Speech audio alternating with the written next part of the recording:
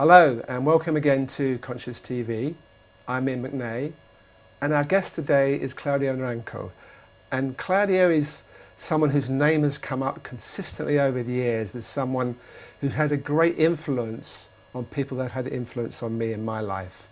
And he's written over 20 books. Well, first of all, I should welcome you. Hi Claudio, welcome to Conscious TV. Thank you. Thank you.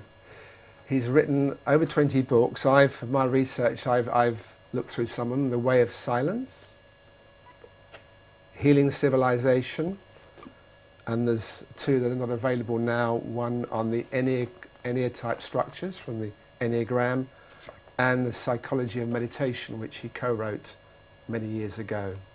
And we're going to talk about Claudio's life. He's had many rich experiences and also met and worked with many fascinating people. So originally you trained as a doctor, didn't you? Yes, a medical doctor. Yes, yes. And then you met somebody when I think you were in your early 20s, Totila Albert, who was very influential on you. Yes, he was more influential on me than medical school. I had contact with him more or less during the time I was a medical student.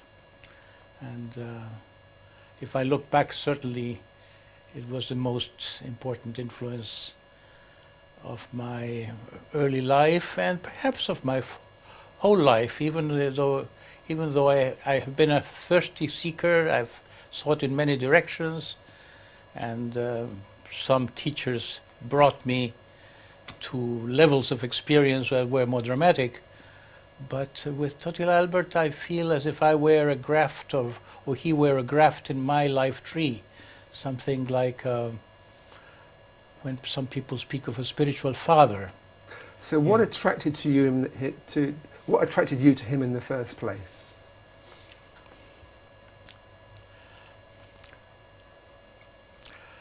I remember Gregory Bateson saying that the greatest explanations of things are stories. It would be easier to tell the story of how our friendship came about than say in an abstract way what attracted me. But let me try to do this as you ask. Nobody asked me this question before. I would say that I knew he knew. We met on a street. We were familiar with each other because he had been in my mother's house. My mother's house was a kind of salon. Claudio Naranjo, the famous pianist, was a friend of my mother, used to say that my mother's house was like the Mendelssohn house in Germany, where many musicians met, where many artists met. It was smaller, of course. And Totila Albert was a face I saw among my mother's guests when I was a child, but I never approached any of these people in my mother's house who spoke of serious things. But when he said he knew, you knew he knew. Yes. What did that mean? So we met on a street when I was on my last year of high school, and he says, "How are you, Claudio?" And not knowing how to fill the emptiness of this, "How are you?" he asked with such a degree of interest that I couldn't just dismiss the question in a banal way. So I had to say something, and I told him about something I had written in the school magazine about a new Renaissance coming about that would be not just like the Italian Renaissance bound to a geographical zone, but a world Renaissance, and it was going to start in Bolivia. And why I wrote this, I don't know. And he heard me with interest, and then he remarked, "I wish I could be so optimistic as you are," he said. And I asked with some wonder, "You don't agree?" As if I was naively in love with my idea of a new Renaissance coming, though I had no basis to say it. It was just an intuition. And I childishly believed in my own intuition.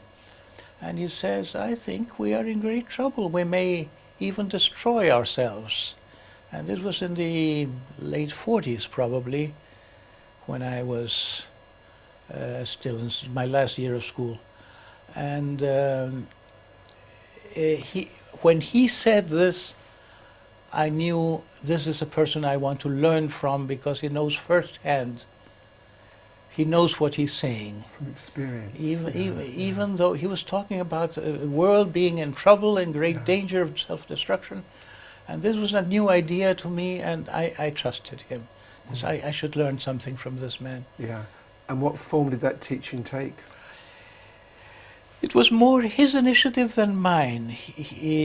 Well, from there we went to my house. My mother was in Europe, so I felt the freedom as a teenager to invite this man to my house, because we were talking about music, and I had composed something for viola and harpsichord, strangely, and he wanted to hear it. So I played on the piano, more or less, from that score, and he was impressed with my musicianship.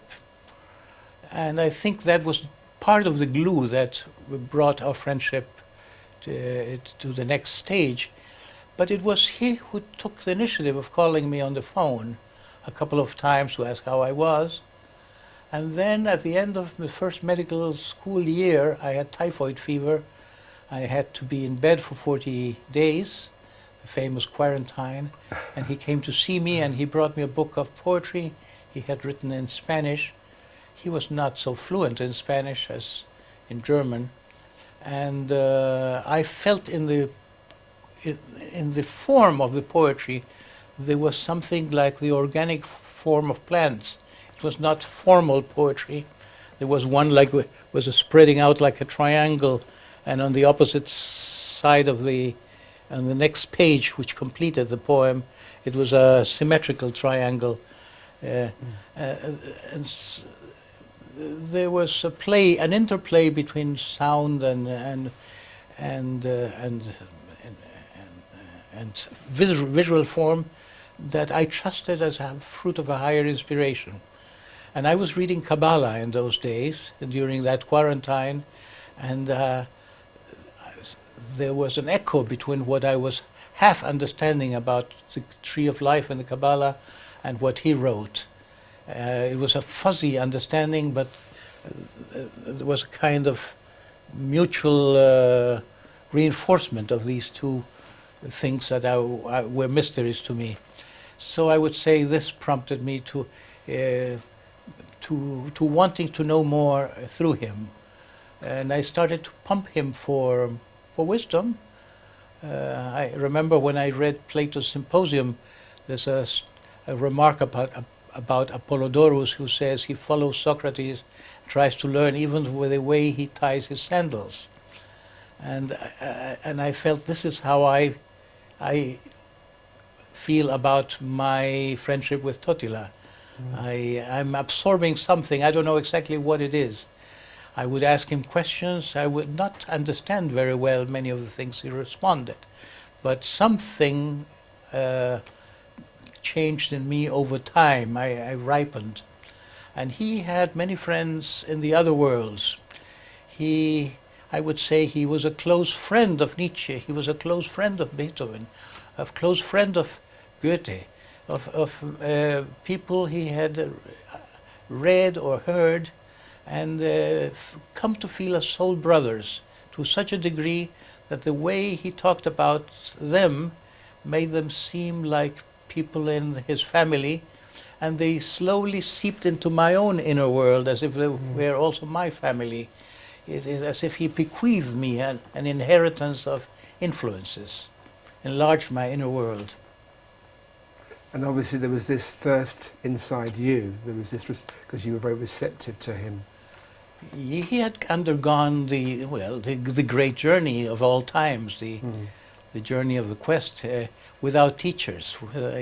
He was struck as if by lightning with the death of his father, and that prompted his transformation, that started him on the way. And I had faith in the things he said to me. They had a ring of truth. Did trust come to you easily then? Were you, because you mentioned a couple of times about you had this trust in him? It has not happened often in my life. I had another friend by the same time who was also a Chilean poet, or Chilean-born, that's Totila. And I remember, I could say of him that I learned from him. His name was David Rosenman, and he's not a world-known poet. So I have the impression that he was an enlightened being, that he was connected with an esoteric school. I came to know later. He opened to me much later in my life, he told me. And he was a little bit like a shaman, and he could know things I was thinking. He would read people through their hands, or he pretended to read through their hands. So this man had an influence, but I distrusted him very much, and I disliked him. Mm. And he once remarked to me, he says, you know, you dislike me, and people dislike me generally, but fortunately, things like me, and the things I do like me, so I can be in peace. We had intimate discussions, we're really friends. But so Totila Albert was an exception. He was became something like a grandfather that I didn't have, as I could also say the same as of Gurdjieff's Beelzebub.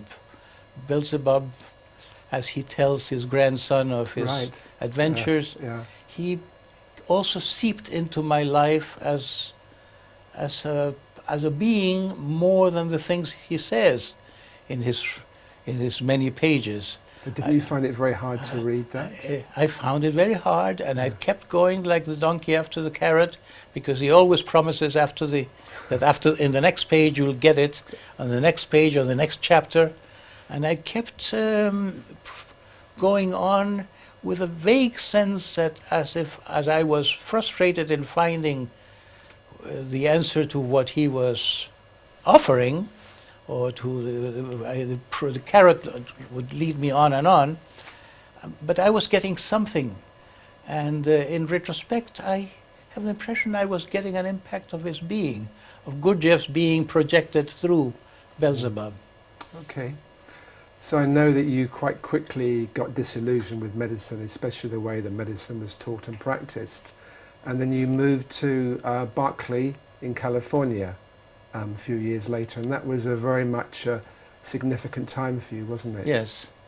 Well, I was disappointed in medicine, and with Totila's influence, in spite of feeling he was a great being, I felt he was not a teacher.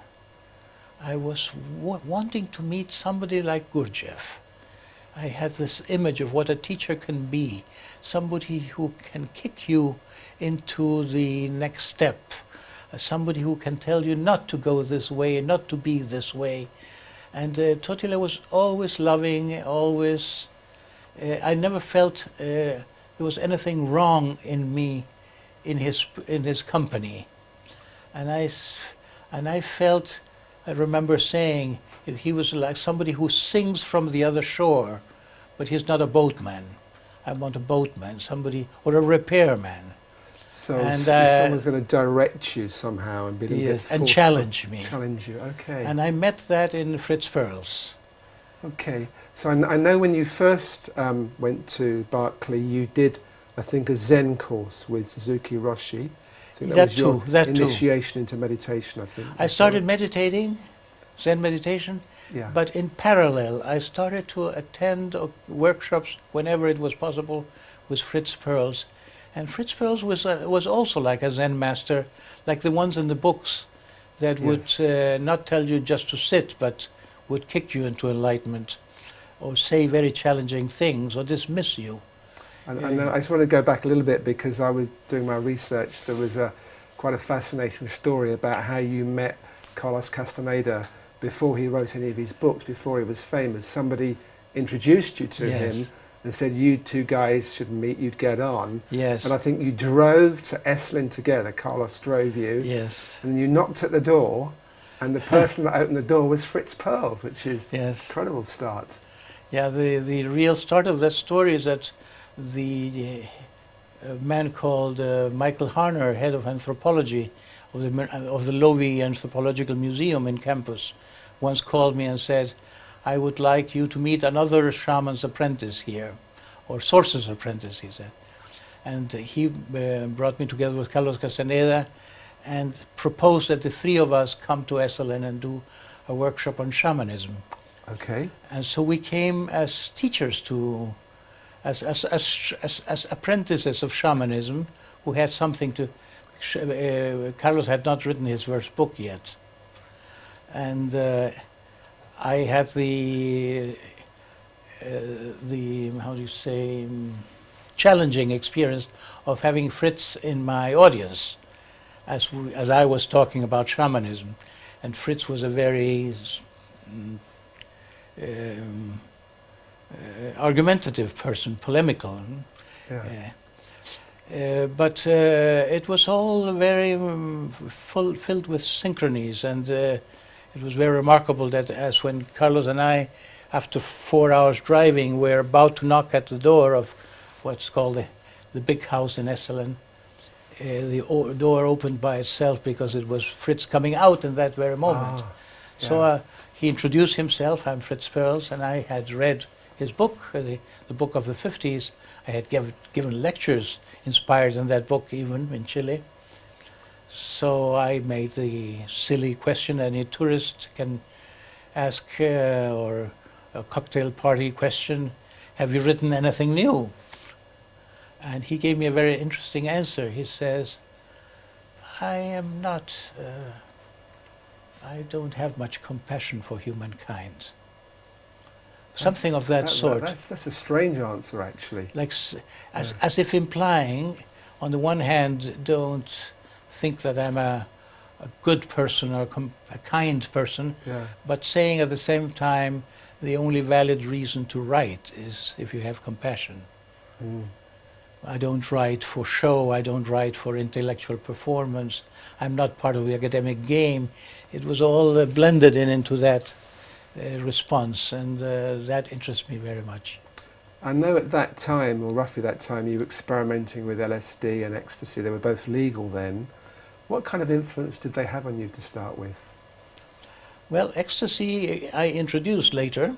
I was the one who hit on that whole family of drugs. What you actually discovered? Yes. I didn't realize that. Okay. I discovered MDA, and then it was, I explored a number of derivatives or related compounds, and it was Sasha Shulgin who discovered that MDMA, which is ecstasy, was available in catalogs of chemicals. So he gave me the information, and I was in Chile where there was no prohibition on laws. I worked for medical school, so I could do a lot of experimentation. So I was an associate of Sasha Shulgin, who was a great chemist who was a very great talent in synthesis. So I was the Chilean partner who did the clinical experiments, tests. And how do you actually do those tests? I usually started with myself as a guinea pig in small amounts and went up, then with people I knew, volunteers, and then patients to see how it worked in healing. And I tested many of them, many which are not in the books, only in some magazines like Nature. They didn't come to be street drugs or people. But I introduced a number of drugs, also ibogaine from Africa. There was a factory in France selling it as for convalescence, but they didn't know that in the high doses this was used in greater amounts by the natives for initiations. So I got some, I suspected that ibogaine would be a hallucinogen and tested it myself too. So what effect did it have on your view of consciousness when you first took ecstasy? When I first took ecstasy, this was much after the time we're talking about when I came to Esalen. Okay. When I came to Esalen, I had conducted experiments that became very much talked about on the alkaloids of a plant in Brazil and Peru and Ecuador called sometimes ayahuasca, sometimes yahe. I had been to Colombia to visit some Indian tribes in search for information about Yahe, and collected enough samples of the plant, started experimenting in Chile with this plant, and conducted chemical analysis too. And these were very dramatic experiments because a great number of the people hallucinated snakes or tigers.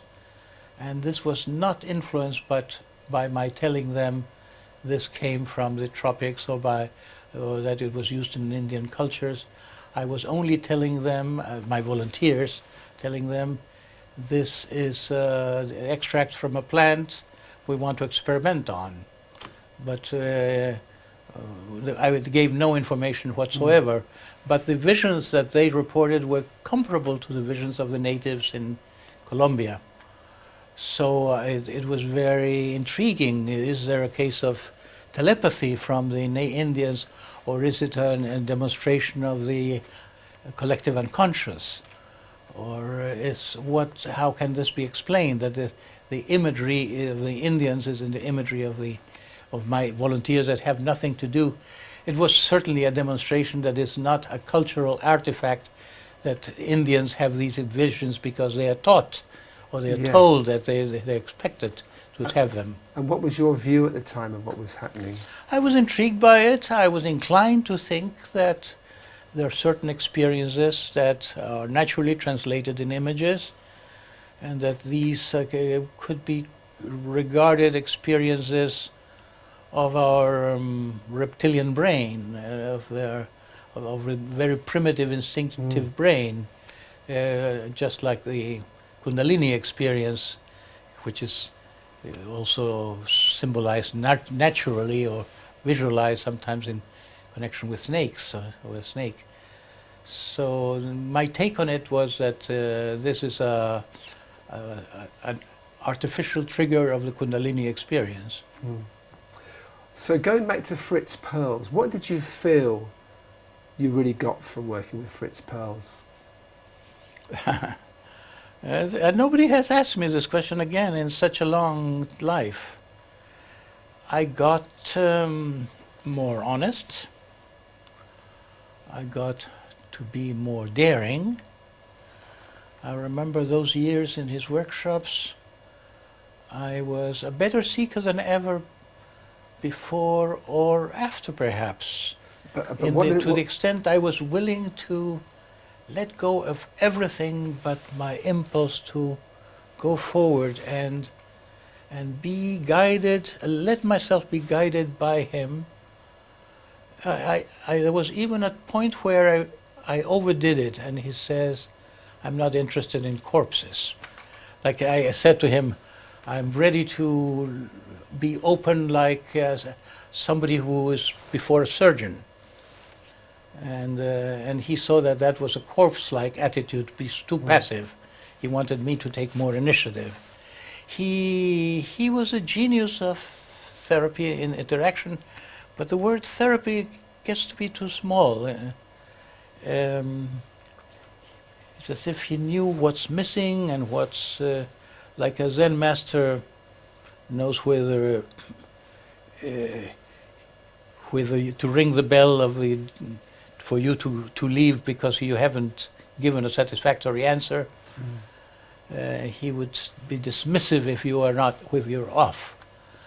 What I got, I might explain it by going back to my first session with him and to my fear. I had been told that he was a kind of surgeon, that it was a painful experience because he was so blunt. And I remember thinking, if what he says to me is true, and I'm looking for the truth, how can this be? How can I hurt if I'm getting what I'm coming for? I should be grateful if what he says is true. And if he tells me something about myself that it's hurtful because it's not true, then how can it be hurtful if it's not true? It was an act of surrender. After examining my motives, reaffirming my wish to surrender in a way to him, to his influence. So in a sense I could say I learned to make myself open to somebody with a higher authority, experience-wise, not as an intellectual authority, open to guidance. This sort of burning within you for the truth, what did that feel like at the time? Can you remember? Oh yes. I had been a seeker since I was 12, when somebody gave me books by Vivekananda and by somebody who wrote under the name Ramacharaka, some American yogi. Right. And these books had the influence on me of turning me into a seeker in a kind of not active enough way. It's as if the word Om became a natural symbol for something I wished for. And because I had this thirst that was answered by Om, rather than answered by any worldly goal, I was in some sense protected by this awareness of seeking, protected from becoming too ambitious, or of saying what I want is this girl, of interpreting my search in any way less profound. It was keeping you focused somehow. Yes, I was in search for something. Yeah. I had an awareness of seeking. But at the time I attended my first workshop with Fritz Pearls, and he says, what are you feeling now? I said, I feel such a yearning. It's like thirsting for, what can I say? Thirsting for being. And he was very dismissive and said, but tell me something more concrete. How do you feel in your body? He wanted sensations, he wanted down-to-earth experiences, and not these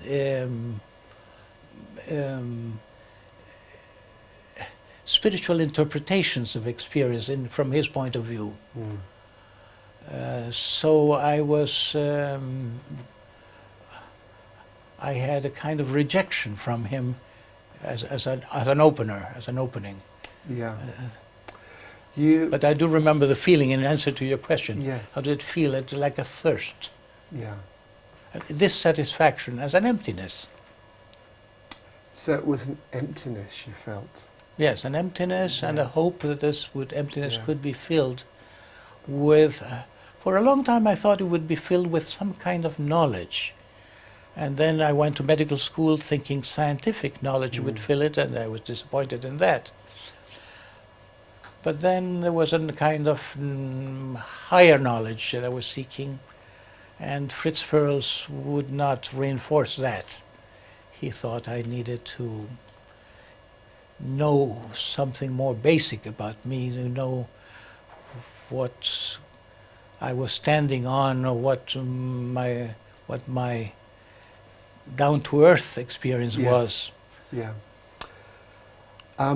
I need to move you on because there's so much to cover, Yes, and yes. unfortunately Sure, our time sure. is finite in this interview. And I know that after a time you returned to Chile, and I think it was there you met Oscar Ichazo, Yes. who's Bolivian. And again, that was he was a great influence on your life, but also it was challenging in a way because you weren't sure when you first met him. I think you heard about him first from students of yours. Yes, my students told me, you must come and meet this man. Yes.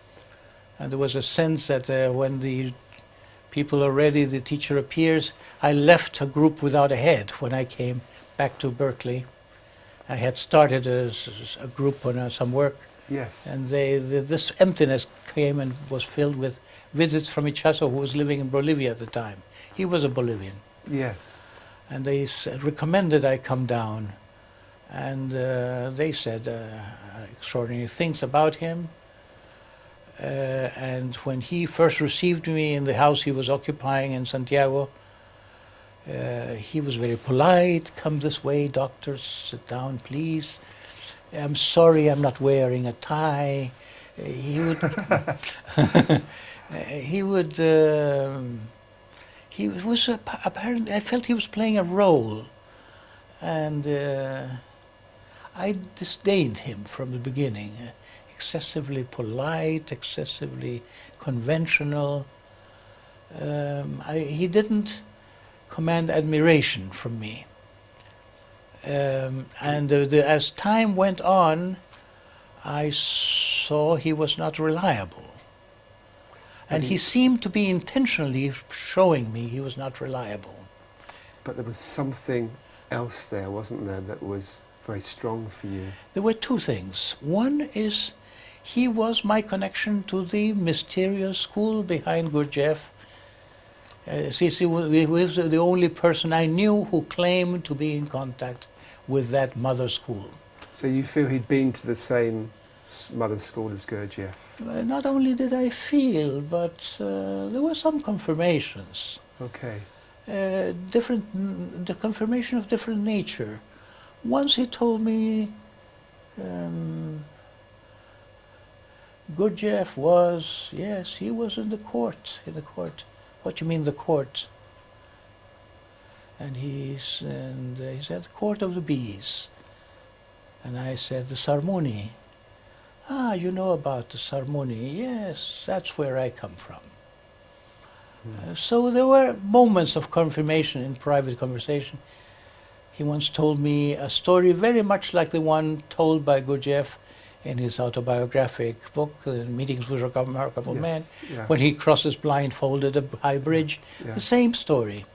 I didn't know whether it was true or it was not true, but he was letting me know he was in touch with those people. And the main argument for my thinking he was that was such convincing knowledge, convincing body of knowledge related to the Enneagram. It was not knowledge that Gurdjieff had put out, but it was completely coherent with Gurdjieff's manner of discussing the Enneagram as a universal map that could be applied to different levels of experience. So here was the next chapter. And where do you feel that Oscar had got this information on the Enneagram from? I've heard different stories. One that he got it in Afghanistan, another that he actually channeled it. What's your own feeling from what he told you? Well, he has told me a number of things and over time, but perhaps I should preface everything I say about him by telling that he never described any of the character types. When people say a 1 is like this, or a 2 is like that, or the pride type has such and such traits, that comes from my own work. And that's why only people that came through my school became teachers of the Enneagram. Everybody who's taught the Enneagram has been taught by somebody in my original school, or some have become teachers, like Hamid, who became Almas, and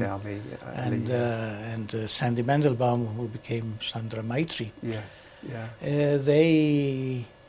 They were not to Erika, but there were a couple of people who were in Erika, which, like John Lilly, or my helper Rosalind Schaefer, who was in my SAT group, in my original SAT group.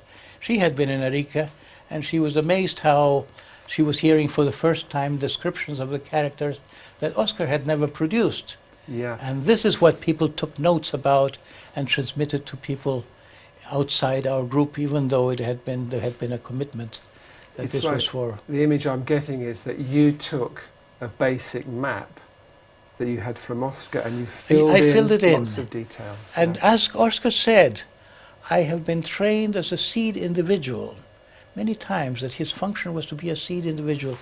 And it took many years for me to understand that what I had done was to water the seed.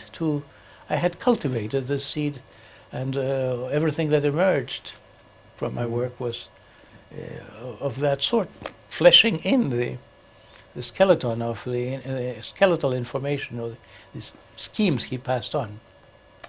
And then I know that you lost your son. Your son died, and this was obviously personally a big blow to you, but it also opened a new stage in your life. And I think, I don't know, it was Oscar's suggestion, but certainly under his guidance, you went into the desert in Arica for 40 days and 40 nights. And the way that happened was that I told him in Santiago the year before, 6 months before, about approximately, I said, can I be your student, given the fact that you seem to me to be a liar and a trickster? Can I still work under you? You asked him this? Yes, given the fact I see you as a liar and a manipulator. Mm. And to me, the decisive factor in joining him was that he smiled. He smiled kindly and says, yeah, you've been disappointed many times. I honor your distrust. But you'll see, our way does not require great veneration. Our way is almost scientific. All that's required is that you work and you let me work. And that was to me what made it possible to go ahead. But I was undecided still, and he said, eventually it's by the fruit that you will know whether I'm for real or not. And you won't have to wait for long, because I want to make you a very special offer. I want to send you to the desert for 40 days, and that's all that it will take. And you will coat the higher bodies, and you will find everything you've been looking for. Just 40 days. And how could I not accept that offer? And I came to Arica because it was understood between us, and this was a secret at the time, that after a couple of months there with a group in Arica, he would send me secretly to the desert. I would have to make up some excuse for disappearing from the community. And then he did strange things, like he betrayed our secret. He told the group that I had gone on my own to the desert, probably thinking I was the second Jesus Christ. And thinking I'm better than the group, and failing to a sense of commitment or sense of community. He was very critical on me for going to the desert, but I was bound to the secret between us that he had sent me. And what happened in the desert for you? It's very hard to put into words, because the basis of everything was a deep silence. Or it was as if everything, it was like a fountain coming out of silence, out of nothingness. I'm reminded of a Sufi story of somebody who has to go into a kind of Aladdin cave and find a candlestick of iron. And he finds so many pearls and emeralds and fills his tunic with all kinds of pearls, and almost forgets the candlestick of iron. And afterwards everything dematerializes, everything is gone, and only the candlestick remains. It's as if everything flowed from my ability to get out of the way, to empty myself. But from this self-emptying, came all kinds of visions, insights, understandings, rituals. My hands would go into movement and do all kinds of things. That was as if I was in synchrony with something that was much beyond me, with a cosmic event. And I was at the same time experiencing this as if it were the development of an embryo, as if an embryo had been born in me, and I was beginning to experience its life. Were you completely alone for the 40 days? He visited me several times. He validated, for instance, insight that some of the physical feelings of the movement of energy that are explained as energy moving between the chakras are actually embryonal feelings. I remember, for instance, in the embryo, this heart is formed next to the brain and then descends. And the testicles are originally formed where the kidneys are and then descend. And so I would feel these movements as if it was a flow. And I have the sense that this was something like an embryonal process.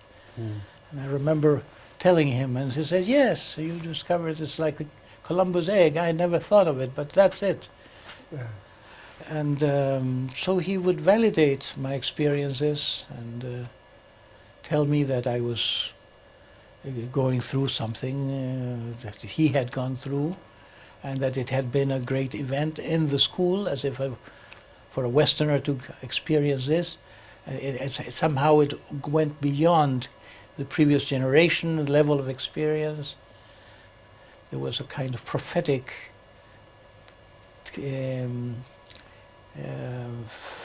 for the way he talked about our experiences, as if this were something necessary for a new world. Because you spent a year with him altogether, didn't you? And you saw him most days during that year. More or less, yes. Yeah, it's a very intense time. Less than a year. Did you feel awakened afterwards? How did you feel in terms of your spiritual development after the time with him?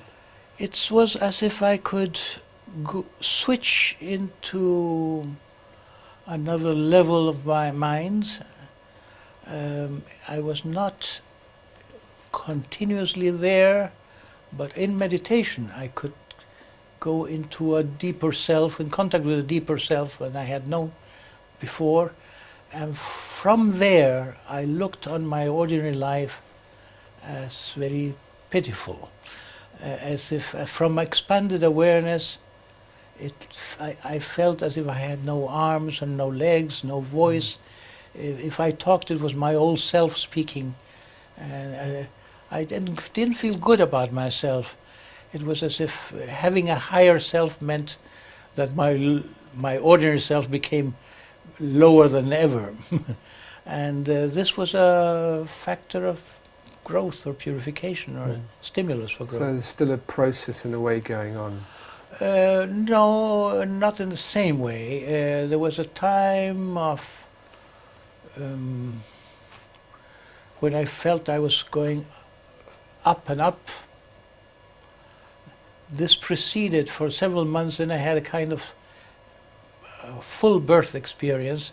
It was like my experiences in the desert, many were with my eyes closed. I would go into myself, and several months later, when I was back in the city, when I went to my mother's house in Santiago, I was more eyes open in the world, and everything became like the divine presence in the outer world too. Yes. Everything became divine. And there was a maximum. I started writing an autobiography a couple years later, and I called it Rolling Down Mount Sinai, because from there onwards it was coming down. Gradually, I felt it was progress. It was as if it was coming down the mountain, was coming down and integrating with ordinary awareness, integrating with other people, beginning to teach. But at the same time, it was as if a seed gets to be used up when it's transformed into the growing, how do you call it, the shoots. Yes. I was becoming a new life, but I was disappearing, or the source, it's like a yolk sac, was being consumed. What I, it's like the caterpillar this and abundance. the butterfly was, Yes. Yeah. And then I came to Berkeley, I started to teach, and as I taught, again, it was another burst of, it was Well, let's just stop me there, because you started a small group called SAT, Seekers After Truth, Yes. which I think Gurdjieff had also used. Yes, I name. imitated Gurdjieff's. Yeah. And I know two people in that early group were Hamid Ali, who you mentioned earlier, A.H. Almas, and also Sandra Maitre, who have both written books about the Enneagram. And Sandra was telling me that at the time that group was very important because you were the only person that was available, that was bringing together spirituality with psychology. And bringing Yes, those that two was my levels. attempt. I would Yeah.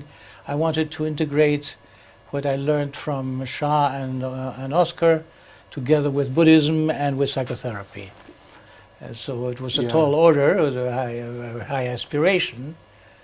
And Buddhist meditation was part of it, and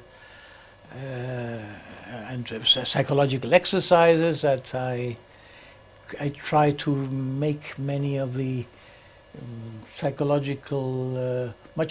translate psychological knowledge into exercises people could practice with each other, so as to become independent of a therapist who is Yes, giving like an it to them. inquiry type exercise. Yes. Yeah,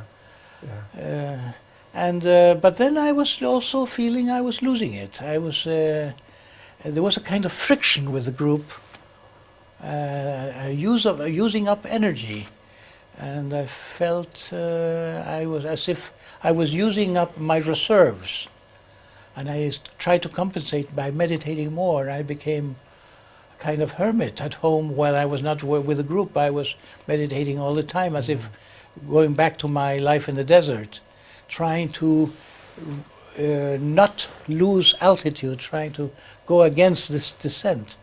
But it was unavoidable. I kept going down and down, and it was the entry into the so-called dark night of the soul. So what did that feel like practically? Was it energetic? You had less energy? Was it a mental darkness somehow? Grace cannot be described, but when you fall out of grace, you know it. It's as if loss of inspiration, loss of creativity, Motivation, maybe. loss of motivation, Yeah. a kind of apathy. Less. Did that scare you at the time? I had for many years kept journals. It's the first time in life that I stopped writing. I had nothing to write about. Or I didn't have the motive to write, or the sense of interest in what I could say. When it came to be worst at the nadir point, the deepest, I felt like a fool. I felt embarrassment about my own foolishness. And I think it's the enlargement of something I had always felt. I always felt awkward. As a teenager, I always felt prone to ridicule. And this was as if this basic feeling that had been latent or hidden behind other things now became the foreground. So the deepest conditioning was coming forward. Yes, somehow. it came to the surface. Yeah. I was invited to teach at the University of California in Santa Cruz, and I was so embarrassed to be up there teaching the group and feeling I am not embodying the things I'm teaching. Who am I to teach this or that, whatever? But people got a lot out of this SAT group, didn't they? Oh, the SAT, that was before I had fallen. But you did mention it, you starting. People at that got a time. kind of speeding up of their own process. Many people who were not seekers became seekers. Other people found their way to the next step in their life.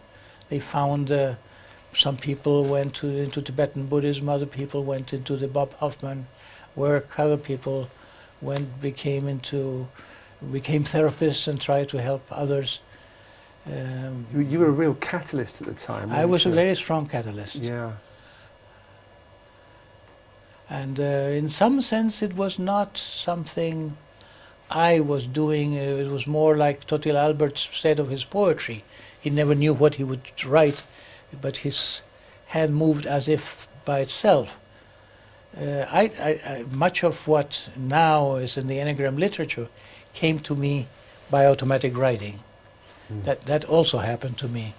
Yeah. But there was that quality even to my speech, as if I didn't know what would come out of my mouth during a session. I could trust that it would be of interest, and people could get their tape recorders out. It was a sense that some precious material was coming out. This period lasted about 15 years, didn't it? This period No, where you, the rich period about 3 years only. no, but I mean when you were in the decline. Oh, the felt- dark period. Yes, that was long. That's a long time to be in this. So did you despair sometimes, or did you feel? Yes, did you I did. feel- Yes, I did. Sometimes I blamed myself for having done something wrong, for having allowed my inspiration to make my ego bigger. Being so near to the spiritual source became a kind of narcissistic satisfaction. I always felt I had nothing to give. Even when I trained as a psychoanalyst, I couldn't sustain the psychoanalytic role because it was like cheating people. I didn't feel I can really help such desperate people as wanted my help. It was too sensitive to that. And now I had my hands full, so I was able to give for the first time, and it was such a joyous thing that when I was empty-handed again, for some time interpreted it as if I was giving out of